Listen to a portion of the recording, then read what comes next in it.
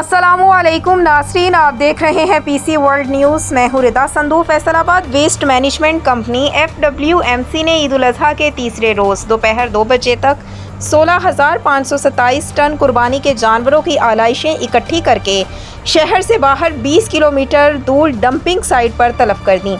मिर्ज़ा हारून की तफसीलात के मुताबिक CEO FWMC काशिफ रज़ा आवान ने बताया कि ईद सफाई ऑपरेशन में मजमूई तौर पर 1163 गाड़ियों, जिनमें से पिकअप्स, लोडर रिक्शा, डंपर्स, खुदाई वगैरह करने वाली मशीनें, शावल और दीगर मशीनरी इस्तेमाल की गई। उन्होंने कहा FWMC ने यह हदफ कामयाबी के साथ हासिल किया और चैलेंज को कबूल करते हुए ऑपरेशन मुकम्मल किया। मामूल के मुताबिक शहर को साफ रखने के लिए भी मुहिम जारी है। CEO ने डिविजनल कमिश्नर, डिप्टी कमिश्नर और अरकाने असम्बली का शुक्रिया अदा करते हुए कहा, उनकी रहनुमाई में सफाई ऑपरेशन की कामयाबी में मदद मिली।